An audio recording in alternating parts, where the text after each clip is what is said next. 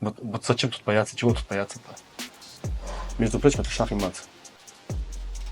Ой, сожалею. Шах и мат. Всем привет! В предыдущей части нашего большого интервью с Туралом Турал поделился своим карьерным опытом, и мы перешли к причинам, почему он открыл свое агентство недвижимости. Поэтому переходите, смотрите. А сейчас, Турал, расскажи, пожалуйста, с чего началось вообще твое агентство? -1. Бесчувственно, хладнокровно. Одни пешки у меня. Да. Что тебе рассказать о моем бизнесе? Как начинал Sun Republic? Название такое прикольное, Sun Republic. Солнечная республика. Долго думал, например, сделать Sun Cyprus, Sunny Cyprus. Потом, не знаю, Republic Cyprus. Ну, разные эти были идеи. Но один бизнес-коуч сказал, зачем ограничивать себя Cyprus'ом, если ты хочешь свой бренд. Давай просто Sun Republic. Я говорю, ну да, что-то хорошее. Вот, потом я придумал слоган «Солнце ждет вас здесь». Тоже удачно получился.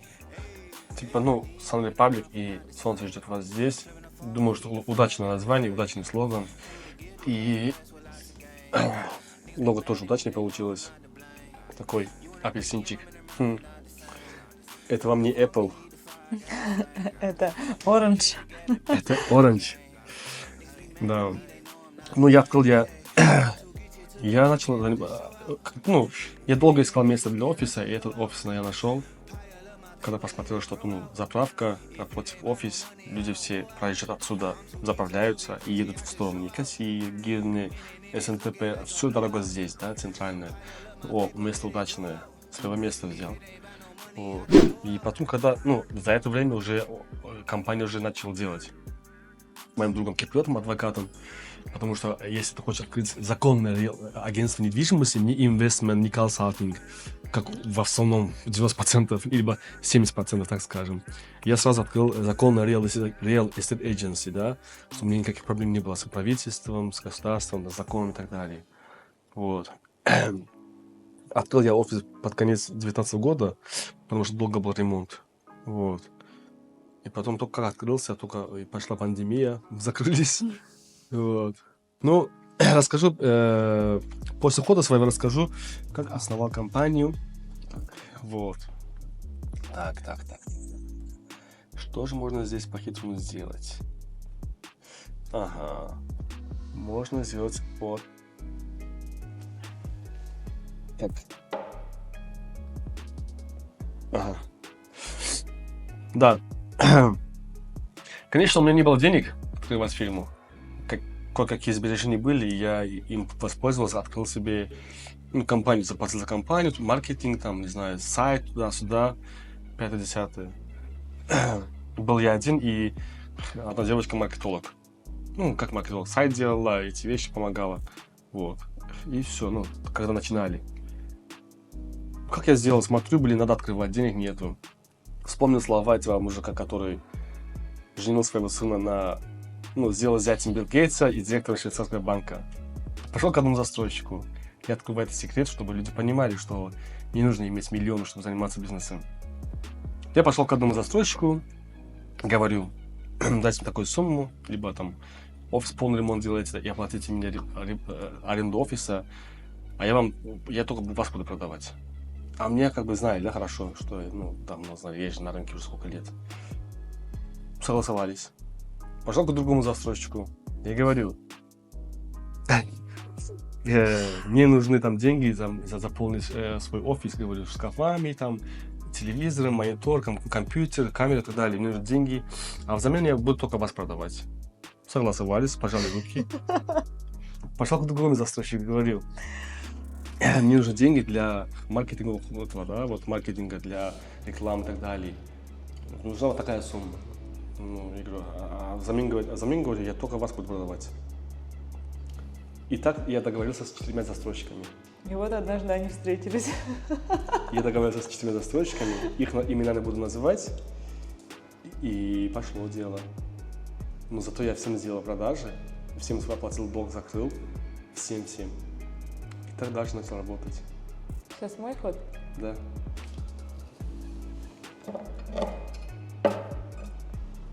Да. Так, хорошо. А первая твоя команда как набиралась? Откуда появились люди, твои единомышленники? Ну, со мной, девушка работала, она делала сайт, такое, там, рекламы. Потом я забрал к себе своего друга близкого, Мамед. Он в это время работал в Найянаре. Туда тоже я его таскал с собой на работу. Через 3-4 месяца, как я это все сделал, забрал его к себе, потому что нужна была команда потихонечку развиваться. И потом уже потихонечку 2, 3, 4, 5 и начали вот делать рекламу, там агентов приглашать с других стран. Открыли офис в Виннице, Украине. Потом у нас открылся офис в городе Бонн, Германии. Да, здесь открыли в Фомагусте, там адвокат наш открыл, работает. И вот так потихонечку начали вот работать. Ну, конечно, во время пандемии опять было сложно. Опять нужно было все это делать. Но сдержались, потому что продажи были, и потом уже пошел бум. Не только у нас, у всех. Когда вот узнали, что после пандемии, что Северный Кипр вошел, по версии Forbes вошел в первую пятерку, и самое первое место занял здесь Искеле, Лонг-Бич по инвестициям, потом самое безопасное место, там нет короны, там, не знаю, коронавирус имею в виду, да. Ну, такие вот все пошли, уже начали ехать на Северный Кипр. Никаких проблем не было. Вот так я основал компанию и собрал команду. Потом уже там менеджеры, там глава отдела, там камера, фото, видео. Вот. Ну, как-то, знаешь, я даже одного менеджера забрал из ресторана, он работал в ресторане официантом, ну, иранский отдел, честно. Я говорю, пойдем работать. Он говорит, да я еще никогда не работал в недвижимости. Я говорю, пойдем, я тебя научу. Я его научил туда-сюда, он за полгода он все сделал, хорошо получилось, реклама, деньги туда-сюда. И вот он и купил свои машины у меня, там, и квартиру себе купил, и маме купил. Так, знаешь, как будто я видел в человеке, что он может. Вот. Еще этого парня я откуда-то забрал, откуда-то достал, и смотрю, человек потенциальный. Ну, так. Вот так я основал компанию Sun Republic, да, и начал работать. Опять-таки, ну, работать честно, открыто. И нужно быть, опять-таки, хитрым в продажах, в неплохом смысле, да, и предлагать клиентам то, что они хотят, то, что им желается, то, что они хотят видеть, либо понимать, либо купить, да, и все, на этом заканчивается, ну, покупка недвижимости, и сам дальше инвестируешь. Ты же не ходил? Не ходил. Я срубила, и ты не ходил. Я понял, что я не ходил. Окей, сейчас я хожу, да? А где моя другая эта штука? А, она здесь. Это значит идет сюда и сидит здесь. Ждет следующий ход. Вот, Урал, как вы со своей командой в первое время, потому что старт это всегда самое сложное, привлекали клиентов? Откуда был источник клиентов в 2019 году? Все начинается с соцсетей, да, Инстаграм, Фейсбук и так далее, WhatsApp. А мне как бы уже на Кипре знали немало людей, из-за границы знали все меня, да, вот. Вот, выставлял я просто обычные фотографии по недвижимости, туда-сюда, Sun Republic, продаем недвижимость, другие объекты выставлял, да, вот. Как-то люди от кого-то чего-то просто, знаешь, друг другу, о, если хочешь недвижимость, там вот Урал есть, типа. Раз, два, три, знакомые тоже были, да, и древние наши старые клиенты. Вот. Раз, два, три. Этот пришел, тот подошел. Тому продали, этот друга привел. Это вот так просто, вот так сама пошла по себе. Я говорю, когда очень хочешь, стараешься, да, и сама по себе так идет, развивается. Конечно, 20 минут опять простоял там полгода. Вот. Ну, потом опять пошло, и люди все как будто искали. И я дальше начал выставлять. И люди начали приходить все больше и больше и больше. А когда люди тебе доверяют, конечно, они бывают спокойны. А я не давал повод, чтобы мне не доверяли. Там все было нормально, чисто. Тогда еще офис был маленький, пол офиса было, да? Мы все команды работали очень хорошо. И чисто немцам продавали, русскоговорящим немцам. Россия, Украина, Казахстан. Иран хорошо покупал, там, не знаю, ну, много там, эти страны были разные. И Венгрия, и Австрия была. Разные люди были, что как слышал. В Швейцарии были, ну, русскоговорящие из Швейцарии. Ну, интерес пошел, даже наши друзья начали покупать, которые за границей живут, в Америке, Германии, там, и в Азербайджане тоже. Вот. И такое по кругу общения пошло все. Я так скажу, мне повезло. Я не эксперт. Счастливчик. Мой ход. Да, заговорил меня опять, да? И Ой, А это твой. опасно. Опасно его взять, потому Это- что ты вернула. Это да. мой. Я знаю, что твой. А поэтому я вот так сделаю. Па. И конь же мой, да? Конь тоже мой, да. Тоже. Мгм. Хорошо. Какие в итоге сейчас вопросы клиентов закрывает твое агентство недвижимости?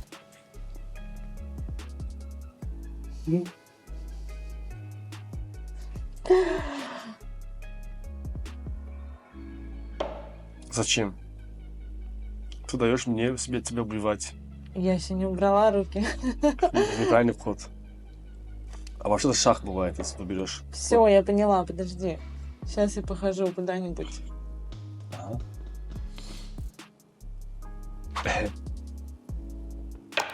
Ух ты. Хорошо. Окей. Какой вопрос был? Какие сейчас вопросы закрывает твоя компания? Вопросы клиентов. Ну вопросы, это скажу. Ну, почти все вопросы, да. Это и после продажи я в юридические дела, потому что уже все знают, какие тут законы, как все двигается, все идет. То есть, если клиент задает вопрос, то нам не нужно уже спрашивать это у адвоката. У меня в офисе сидит человек, юротдел, который привязан к адвокату, и почти все, не все законы, но по недвижимости то, что нужно, сейчас документации, там титул, ТАПУ и остальное, он все знает и работает между адвокатом и клиентом, это как мост, да. И я нанял человека, чтобы упростить задачу клиентам, чтобы они могли через него общаться с адвокатом на русском языке и узнавать, какие новости по документам. Чтобы люди не ездили туда 105 раз, либо адвокат, чтобы они же ленивые киприоты, чтобы 2 часа, 3 часа, 2 дня не ждать адвоката, что взял документы, человек поехал к адвокату. Понимаешь, забрал, приехал. Чтобы ускорить, я взял этого человека на работу и помогать по документам. Вот, закрываем все вопросы клиентам, почти что им нужно. Ну, по сути, ничего не нужно главного, только по документам. Регистрация контракта, в земельном кадастре, в налоговой, и дальше заявка на Министерство внутренних дел по получению титула, разрешения, да, получения титула, либо на покупку. И все остальное нам уже это кажется как легко. Да. Продолжаем. Еще у нас есть отдел аренды, который помогает по клиентам наших же квартир сдавать в аренду. Вот. И также у нас есть еще аренда авто, на заметку. Вот. Сейчас уже скоро запускаем его компанию. Вот. И продаем недвижимость. Есть, столько вот такие услуги. Юридические, продажа, аренда авто, аренда квартир, постпродажный сервис. Клиентов возим на базар, на магазины, покупать мебель, технику, либо составить полный дизайн-пакет квартиры, сделать. Вот все эти мелочи, да, вот полностью делаем. Заказываем клиентам такси, чтобы их забрали либо с Эрджана, наш аэропорта, либо с Ларнаки, Южного Кипра. Вот. По всем вопросам, грубо говоря, мы клиентам помогаем. Нет такого, что продали, забыли. Мы не эксперты. Как вы справляетесь с конкурентами в вашей нише? Со всеми экспертами, которые появились здесь после бума на рынке недвижимости? Знаешь, вообще, я где-то слышал от какого-то бизнесмена, крупного бизнесмена, что у бизнесмена как не бывает конкурентов. Есть те, только те люди, у которых можно научиться, либо есть, которые должны у тебя научиться. Типа конкурентов нету. Конечно, есть переманивающие, да, вот так сказать, не конкуренты. Это уже знаешь, мне их жаль, таких людей, честно. Много клиентов у нас ушло, переманивали какими-то скидками, какой-то ерундой. Показываешь застройщиков, крупных застройщиков, они говорят: ой, вам показали тех самых отстойных застройщиков, вы мне не поверите. Самые отстойные застройщики, я их посчитаю 5-6 застройщиков, которые крупные на острове. Вот так вот лгут людям и переманивают к себе. Я честно могу сказать от своего имени, что никакое агентство, если есть, даже пусть пишут мне в комментариях, если такое есть. Максимум может быть связано, что если под меня какие-то агенты работали, какие-то, да, вот, они могли бы там, не знаю, ну, которые агент просто работаем, да, не просто прям у меня. Могут, они кого-то там переманили. Но чисто от моей фирмы, от моей компании, никогда никого мы не переманивали. Никогда. Я не такой жалкий человек, чтобы, знаешь, бегать по ресторанам, по улицам, либо по пляжам и переманивать себе клиентов. Но меня переманивали много. Я знаю, кто эти люди. Есть разные национальности, есть. Но реально таких людей жаль. Жалко. Потому что да, жалкие люди. Да. А конкурентов нет. Я не говорю, что я самый лучший, нет. Конкурентов нет, опять-таки. Я никогда не завидую никому. Когда даже новый начинал, я видел, как люди делают продажи бешеные. Ну, ребята, постарайтесь, вы тоже сделаете. Если вы постараетесь, мы тоже сделаем. Да, это не обязательно быть, не знаю, прям как-то величайшим человеком. Просто нужно стараться работать. Я не завидую никому из агентств, из фирмы. У каждого своя дорога, у каждого свой путь, да. Вот. А чему завидовать-то? Все равно, в конце концов, все умрем. Очень позитивно. Мой ход? Чуть-чуть юмора надо добавить. Пока что моя королева должна немножко пожить. Будущее своей компании. Реально, я хотел бы стать застройщиком. Вот. Ну, не знаю, может, в ближайшие 1,5-2 года. Так планирую. Да. Сейчас, конечно, это сложно, потому что сейчас такие, ну, по законам, то, что поменялось законы, все такое вот. Рынок ниже упал. Вот. Но это где-то плюс, где-то минус. Для инвесторов это плюс. Сейчас могут покупать объекты, готовые объекты подешевле, собирать себе. Потому что это закончится. Может 2 месяца, может 3 месяца, может 5 месяцев. Это же так не будет длиться. Он закончится, опять будет, где там есть спад, там всегда рост есть, понимаешь? Такое же было на острове. Вот. Это экономический спад, это нормально. Ну да, вижу, что хотел бы, да, стать застройщиком и рисовать красивые проекты. Прям инвестиционный проект, не просто проекты. Да. Хочу это надеть эту краску белую, которая вот пляж босса. И ходить по стройке. Да, вот так. Какой совет ты мог бы дать людям, которые начинают свой бизнес на Северном Кипре?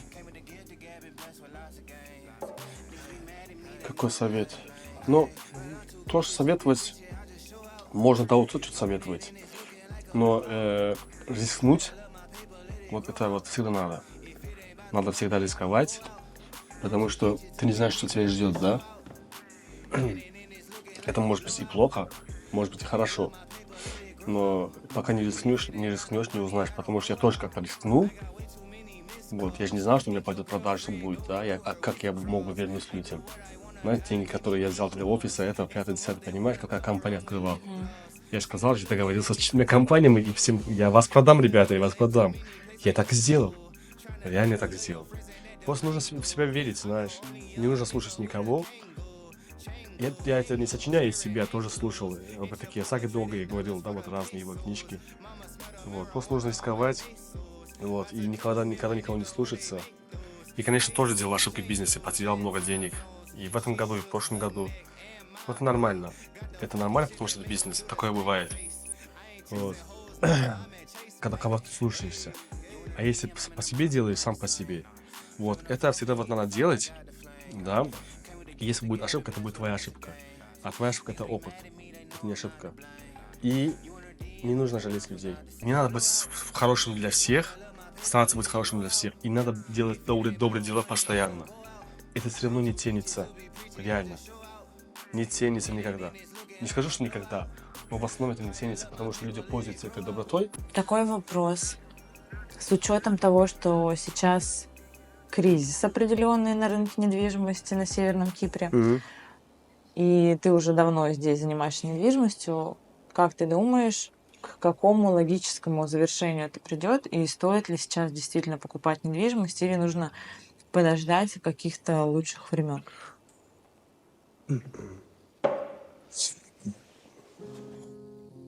Ну, смотри, лучшее время, что такое лучшее время? Это лучшее время разное. Лучшее время может быть для инвесторов сейчас покупать дешевые объекты, уже готовые, вторички. Либо лучшее время может быть для среднего класса, когда все это закончится. Они опять могут покупать недвижимость, там, не знаю, в рассрочке 72 месяца. Сейчас тоже могут, но, конечно, сейчас другой вариант. Я думаю, что не надо ничего бояться. Тут ничего сложного нету, тут пугающе ничего нету. Просто закон просто как изменился. Он раньше тоже был как бы покупка одной недвижимости, да, но по договору мог покупать сколько угодно, по печатью налоговой. А в кадастре только одна регистрировалась. Это раньше тоже так же было. Просто увеличили налог на 12% сделали. От 3 сделали 12% получения титула. Это нормально. Сейчас я не буду сравнивать Северный Кипр с Испанией, с Болгарией, с Дубаем, не знаю, с какими-то еще там странами, да, Португалией. Остров просто привлекает тем, что здесь, опять-таки, не такой, здесь безопасно. Климат, море, безопасность, образование на английском языке для детей, школа, университеты, садики. Тут никто нигде не ворует, аварий не бывает, светофоров нету, пробок нету. Здесь свои деньги можешь как хочешь тратить, никакого запроса нету. Тут те люди, которым реально нужно то, чтобы их не доставали, не спрашивали, откуда пришло такое. Вот таких людей очень много в мире. Вот Кипр такое место. Вот хочешь покой, пожалуйста. Климат постоянный теплый. Вот зачем тут бояться? Чего тут бояться-то? Между прочим, это шах и мат. Ой, сожалею. Шах и мат.